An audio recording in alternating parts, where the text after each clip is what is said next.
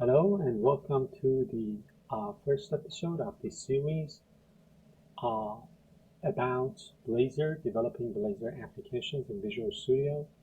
So the first thing that I would like to tell you is that the title of this episode is episode 11 because there is another playlist on the channel about getting started with Blazor, and in that series we developed an application in 10 episodes. So from episode 1 to episode 10. And that playlist is, complete now. I mean, when I am recording this video, that playlist is already complete. So the plan for this series, for this playlist, is that we are going to continue working on that, same application, and we are going to dive deeper into the topics and concepts of Blazor. This is the reason why I have chosen this title for this episode, episode 11. And this is my other desktop, and this is the application. So this is the application I worked on during that series. And as you can see right now, I am on this, branch. So episode 10. So we are going to, create another branch, episode 11, in this repository, and then we'll continue working on this, application. If you want to watch that series, I'm gonna, put the link in the description of this video. So go ahead, watch that series. It has 10 episodes. Again, it will, get you up and running with Blazor, and you can clone the repository and explore the code. The application that we have right now has some features, but everything is very simple. So, for example, in terms of data, right? Everything is hard-coded. We do not have real data in our application. So if, for example, I go to the patient's controller, and you see that I've got a hard-coded list of patients that the front end is going to fetch. But that is the code from that playlist. In this series, we are going to develop this application further. This series will have, again, 10 episodes, and we are going to implement a lot of things. For example, in terms of data access, we are going to start developing a real data access layer using SQLite. And we are not going to use this hard-coded list anymore. So again, to better, to kind of take full advantage of this playlist, I highly recommend that you watch that playlist with the first 10 episodes. And if you haven't, you can find the link in the description of this video, and then you can continue watching this series. So let me go ahead and create a new branch here. So I'm going to call it episode 11. Even though this is the first episode of this series, I have chosen this episode 11 here because we are continuing with the application that we developed in that series. So let's talk about this episode. In this episode, as the title says, we are going to set up EF Core with SQLite for our data access. Right now, the application doesn't have a data access layer. It uses some hard-coded, objects. But again, the goal is to replace that, in-memory patient list with a real database, SQLite in this case, and EF Core. We'll install the necessary packages, we will create the DbContext, and we will configure the connection string. So why are we going to use SQLite? So there are other playlists, again, on the channel about SQL Server, MongoDB, or for example, PostgreSQL. In this episode, I have decided to go with SQLite. SQLite is file-based. So when you create, a database, a file will be created for you. Then there is this lightweight application that you can install called DbBrowser. You can open that SQLite, file using that DbBrowser, and you can, examine the tables, the data inside of those tables, and so on. And it is very lightweight, of course. It is great when you are developing, smart state applications, when you are in development phase. No server is required, of course, and then it is easy to switch. If, for production, you need to go with SQL Server. It is very easy to replace. So the first thing that I am going to do is to install these two packages, the provider for SQLite and the design package. If again you want to know more about NuGet packages or NuGet as the package manager for .NET applications, I have created a playlist on the channel that you can watch.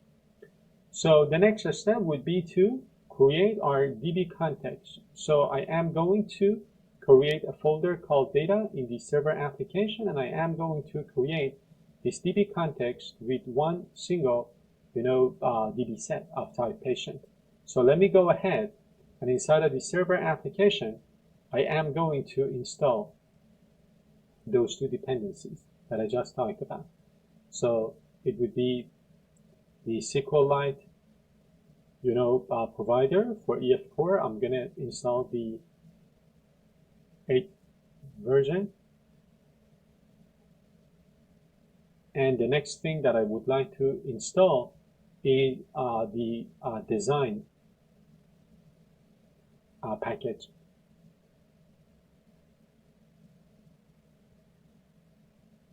So I'm going to install this. And then what I want to do is to create, did it install? I don't think so. So there's an error. It says package restore failed, rolling back to Clinic server. I think I need to install version 6 because I am using .NET 6 for my server application. Okay. And what about the SQLite? Did it install? No. So I'm going to go ahead and install version 6. So right now, we're installed. Now let me go ahead and create this data folder. And I am going to create my DbContext. My DbContext would be, my bridge to my database. So it is called Clinic DbContext, inheriting from DbContext, and then one single DB set of type patient. And of course, patient, we know that is coming from this class library, right? So we have a reference to that class library. So that is what we wanted to do. Then we need to configure our DbContext. So inside of our program.cs, we are going to set up our SQLite provider, and we are going to read this connection string from our app settings file. So then this is the connection string that we're going to add to our connection string file, and then we are going to create a migration, and we are going to update the database using that migration. So let me go ahead and do this. What I want to do is to, first off, let me rename the file here. So rename the file.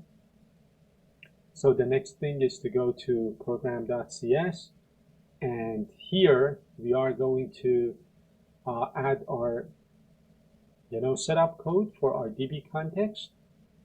And of course we need to we need to set the connection string inside of our app settings file. So here we are going to add our connection string. So this would be the name of the SQLite file that we will be creating. So the next thing for us would be to create migration, our initial migration, and then update the database. So I am going to use my developer PowerShell to do this. So inside of my developer PowerShell, I am going to navigate to the server folder where the DbContext is, and then use .NET EF migrations add command to create the migration. So the build is successful. The migration file is created. So this is the migration file that we have. I'm not going to go through it now. So the migration is successful. The creation of migration file is successful. And then we need to update the database using this migration file. So let me build the project, see if I got any issues. Don't think so. So let's run this one more time. The build is successful. The database is created. This is our database. So the extension of the file is DB. So this is the SQLite database. As I said, you can open this database using DB browser application. This is the DB browser that I am referring to.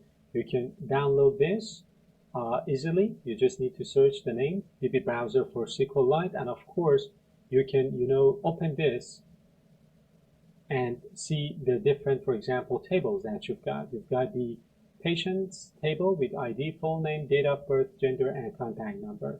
So this is the database file that we are going to use in this tutorial. So let's get back to the notes. Again, we have created a migration. We have updated the database. Basically, the database is created now. So the name of the database is going to be clinic.db. This is the name we have specified in the app settings file. And of course, if the EF Core tools is not installed, you need to install it. Use it .NET tool install global.NET EF.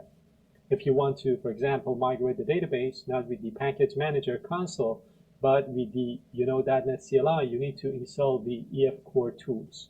And this is it. This is it for the first episode of this course. Let's wrap up this episode here and continue watching the next episode.